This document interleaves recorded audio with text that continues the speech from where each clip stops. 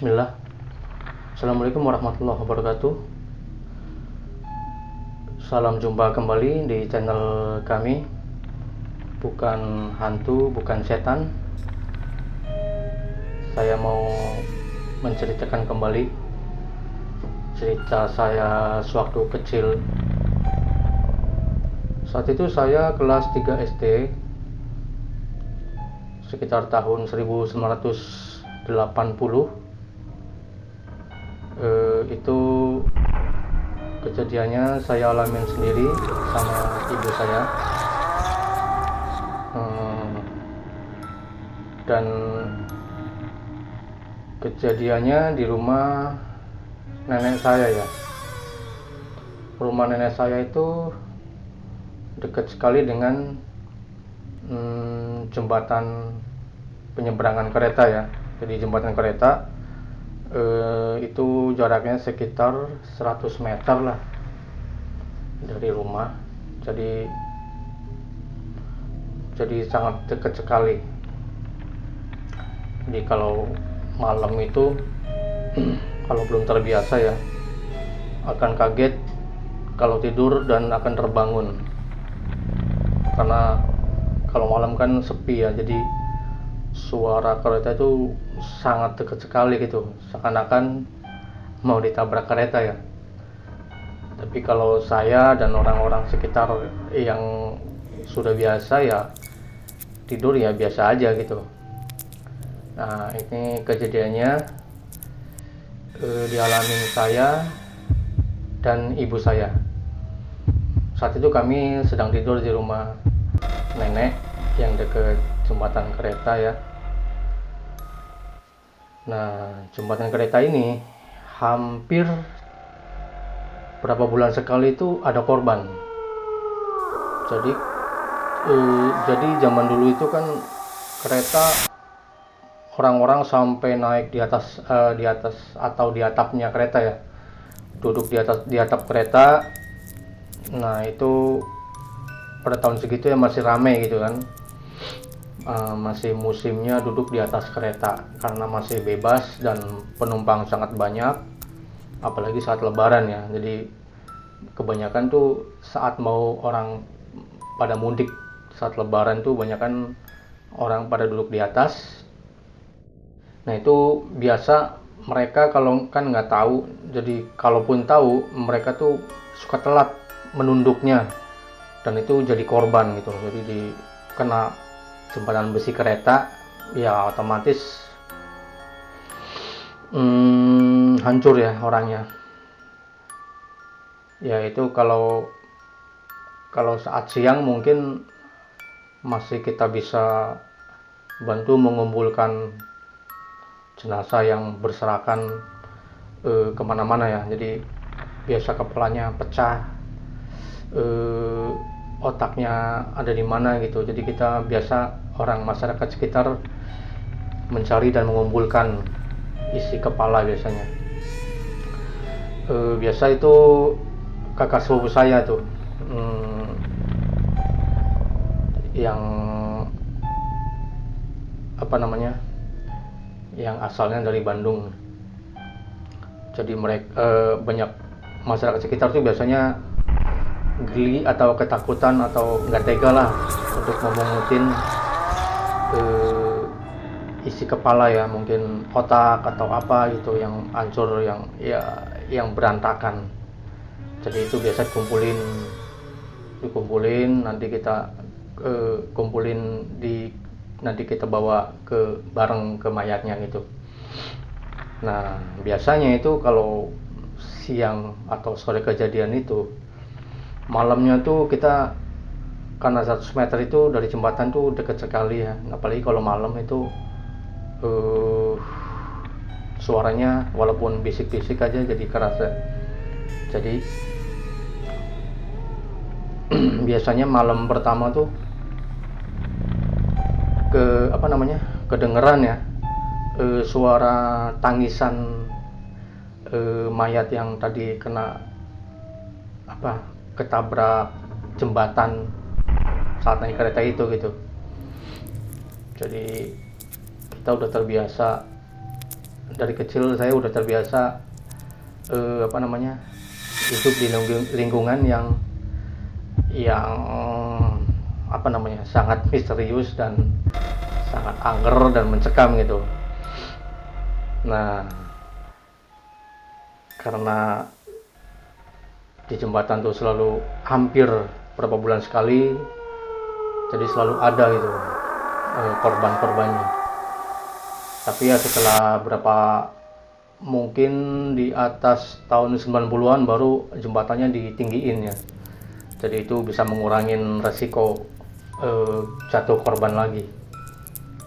Ya walaupun mungkin tahun 90-an masih banyak penumpang yang naik di atasnya keretanya ya, tapi udah mengurangi, paling enggak mengurangi, dan emang yang udah sangat minim lah, udah bagus, udah jadi minimalisasi jatuhnya korban lagi. Nah, berkaitan dengan jembatan kereta tadi, itu kan banyak yang mati, kata orang mati penasarannya. Jadi kadang malam suka ada kedengeran orang nangis di jembatan gitu ya. Ya ini suasana masih tahun-tahun segitu ya, masih dalam suasana kalau malam tuh nggak ada penerangan, jadi gelap gulita, apalagi ya di jembatannya tersebut ya. Mungkin sampai sekarang pun jembatannya pun masih sama gelap, tapi ya sekitarnya masih ada penerangan lah, lampu. Jadi kalau tahun itu ya benar-benar gelap gulita, sama sekali masih sama gelap. Jadi kita juga masih pakai patromak, dan biasa jam 10 atau jam 11 malam kita udah padamkan, diganti dengan lampu tempel ya, lampu minyak itu paling kalau untuk malamnya. Nah, berkaitan dengan jembatan tersebut, satu hari biasanya tuh ini, abah saya tuh kan kerja di Jakarta, biasanya pulang kadang 2 minggu sekali atau sebulan sekali ya paling lama. Jadi saat itu waktunya pulang. Nah, jadi biasa ibu saya tuh tidurnya nggak begitu nyenyak lah, karena biasa abah saya pulang gitu. Tadi kan nungguin gitu, kadang merem, tidurnya ya gitulah, tidur ayam gitu ya. Jadi samar-samar nungguin. Biasanya tuh abah saya tuh ini pakai sepatu yang bunyi ya. Jadi kalau ke tanah itu walaupun belum aspal, tapi kalau tanahnya kering itu sepatunya bunyi. Jadi ya kayak sepatu bunyi lah, sepatu pakai hak biasa senangnya tuh itu bunyi kan. Jadi kalau malam, apalagi malam kan, jadi lebih nyaring bunyinya. Nah, saat malam itu kebetulan malam Jumat ya, ya yang saya ingat, saya pun karena ibu selalu bangun, jadi saya pun tidurnya jadi kurang nyenyak gitu. Jadi ibu bangun, jadi saya juga ikut terbangun gitu kan, walaupun masih di tempat tidur sambil tiduran. Suatu saat itu karena kami sama-sama nggak bisa tidur ya, nah itu terdengar suara bunyi sepatu, yang biasa abah saya itu kalau pulang ya seperti itu, bunyi sepatu, nggak lama ketok pintu gitu. Nah, pas emang kita dengerin, terus kita sama-sama, saya sambil tiduran tuh dengerin gitu kan, sambil nungguin. Ibu saya duduk di tempat tidur juga sambil nungguin, coba ketuk pintu nggak gitu ya. Nah, pas setelah mendekat ke pintu, berhenti suara langkahnya. Nah, itu nggak lama ketuk pintu. Assalamualaikum. Nah, bergegas ibu saya kan langsung beranjak bangun, keluar dari kamar dan membukakan pintu. Waalaikumsalam ya kan, jawab ibu saya. Setelah dibuka, ibu kebetulan apa namanya, emang gelap gulita ya, jadi nggak bawa apa-apa di dalam. Ruangan tamu juga kan paling ada lampu tempel aja, yang lampu minyak. Nah itu jadi kan kelihatan di luar tuh ya lumayan lah agak terang, jadi dibanding sama sekali nggak ada lampu, jadi ini ada cahaya sedikit tapi nggak ada orang. Akhirnya kan ibu saya manggil-manggil, "Mbah, Abah." Nah nggak ada sautan, tengok kanan kiri pun nggak ada. Ya udah akhirnya mungkin bercanda ya, dikira bercanda. Ya udah ditungguin beberapa menit, 5 menit sampai 10 menit sampai 15 menit mungkin ya, nggak ada sautan, sampai ibu akhirnya keluar sampai ke jalan raya, nggak ada. Udah akhirnya balik lagi, ya udah tutup pintu ya kan. Jadi nggak tahu, mungkin si Abah yang pulang atau ada orang lain yang nggak berwujud apa namanya nggak kelihatan kasat mata yang datang dan menggoda untuk mengetuk pintu gitu kan. Karena kebiasaan abah saya seperti itu kan. Mereka akhirnya mungkin menirukan gitu kan, menggoda seperti itu caranya, menirukan seperti itu gitu mungkin. Jadi ya udah, yaitu malam itu ya cuma sekali, dan kita tungguin sampai subuh. Ya udah akhirnya nggak ada, dan sampai siang, akhirnya malam lagi. Nah malam kedua ternyata ya kita ya udah mungkin pekan depan gitu pulangnya abah itu ya mungkin. Jadi ya kita udah nggak nungguin lagi lah.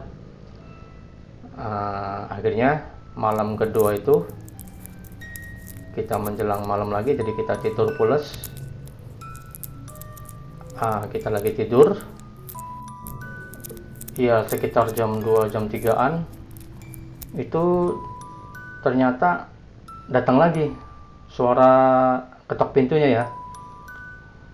Jadi suara sepatunya nggak kedengaran, tapi udah langsung ketok pintu. Nah pas ketok pintu itu tok tok tok tok, "Assalamualaikum." Nah itu suara abah saya lagi seperti kayak kemarin kan. Tapi saya juga terbangun, ibu terbangun. Nah dua-duanya kita ya bengong aja gitu. Aduh mau dibukain nggak kata ibu. Tapi ya udah kita nungguin aja, kita diemin gitu kan. Ya mungkin akhirnya sampai lama gitu kan. Nah saat itu nenek belum terbangun kan, jadi mungkin pas setelah setengah jam lebih gitu kan, baru tuh yang bangun tuh nenek gitu kan. Nenek bangun, akhirnya ketok-ketok kamar ibu saya, bangunin ibu saya. Itu